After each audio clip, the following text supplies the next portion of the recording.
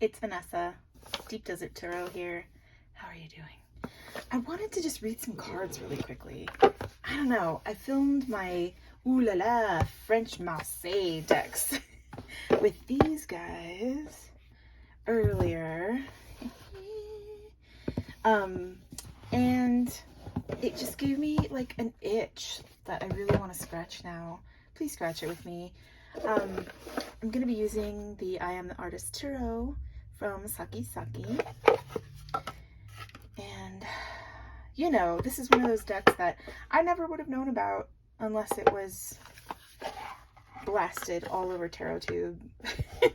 So thank you. Thank you so much. Thank you to Tom Benjamin. Thank you to Tammy Pie and Lisa Papez.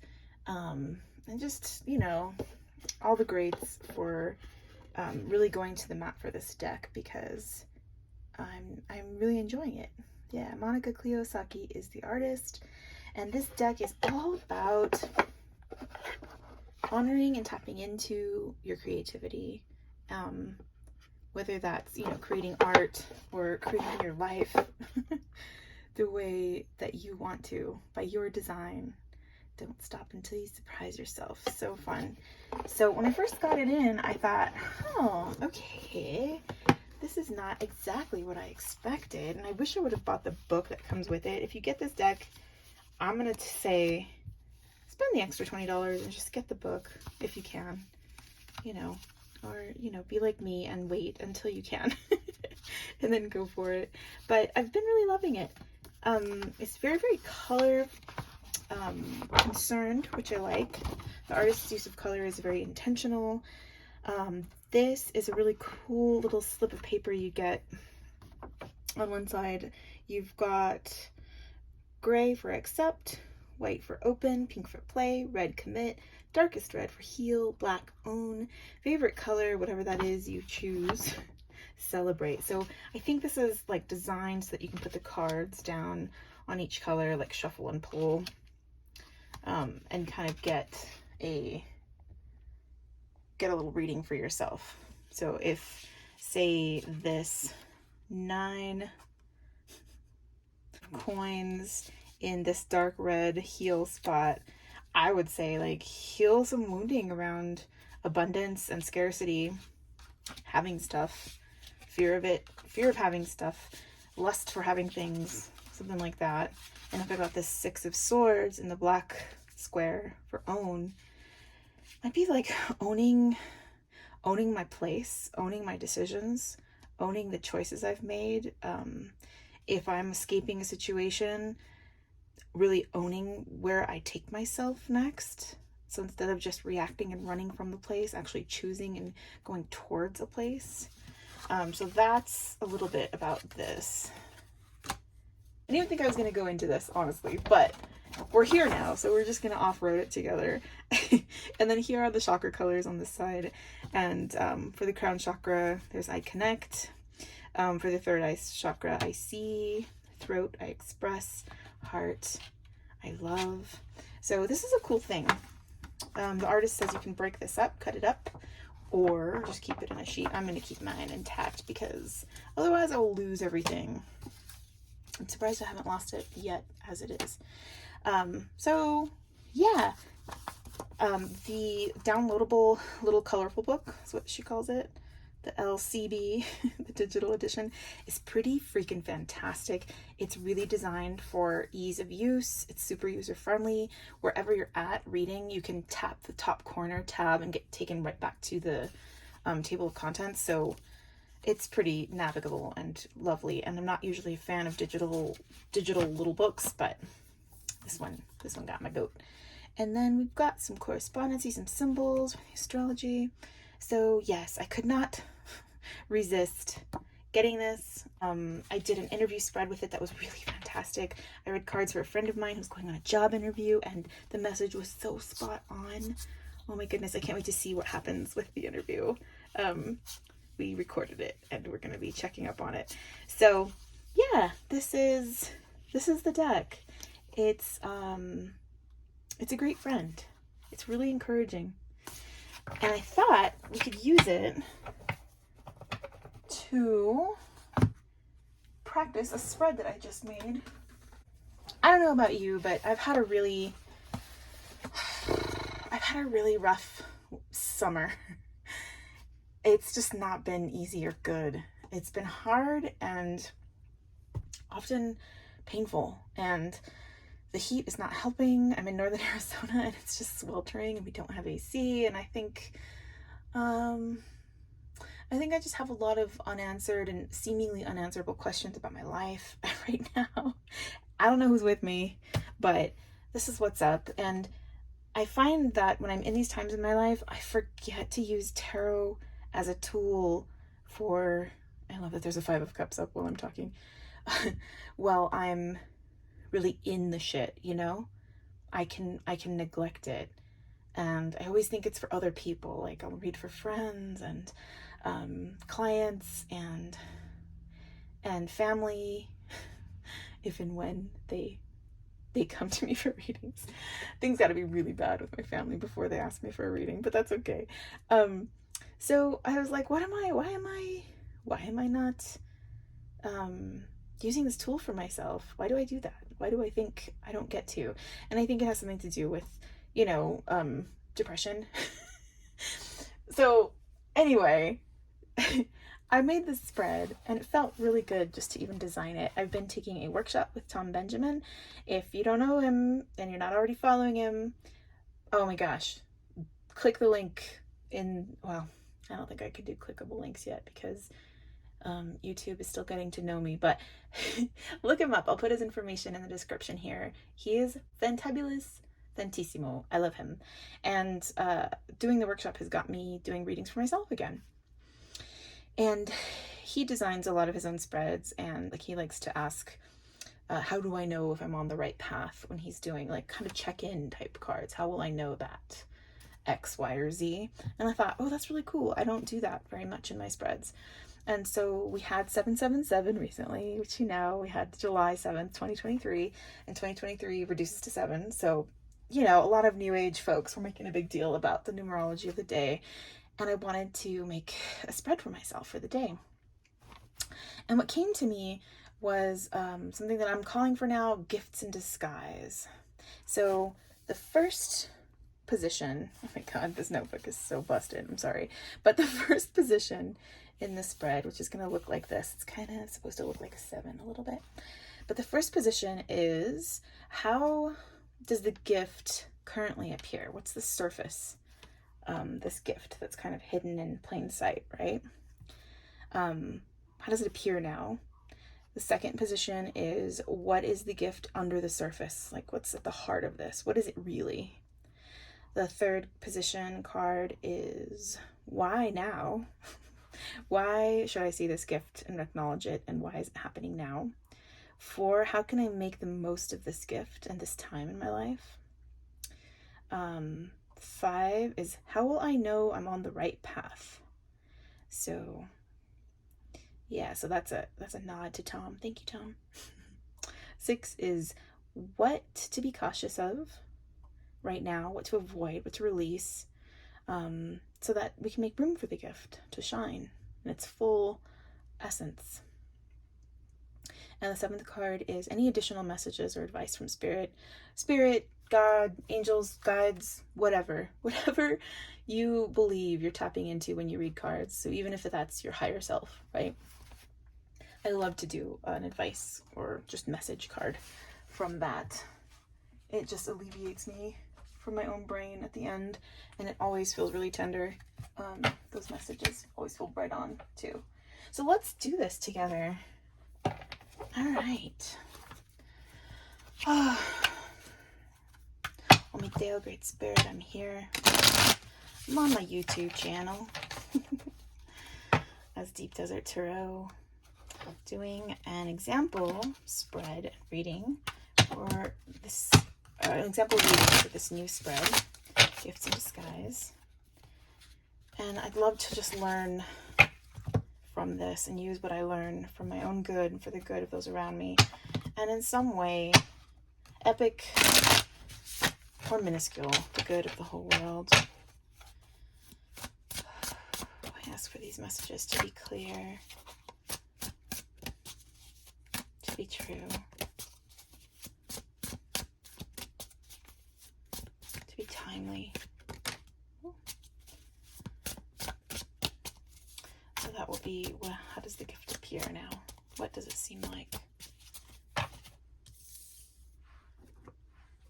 The next position, next question is going to be, what is the gift under the surface? And I ask, Great Spirit, I ask with humility and confidence, with love in my heart, overflowing gratitude. Okay. Third card, why now? Why see this now? Why is this coming up now?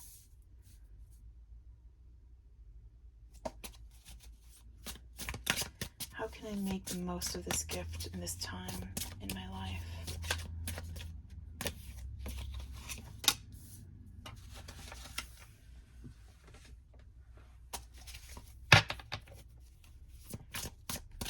How will I know I'm on the right path?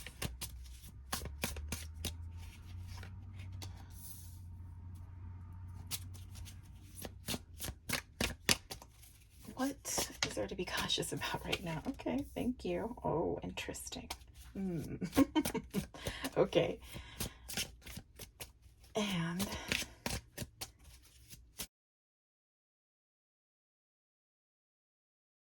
lastly, any additional messages or advice from Spirit for my ascended ancestors of blood or affiliation, or from my higher self?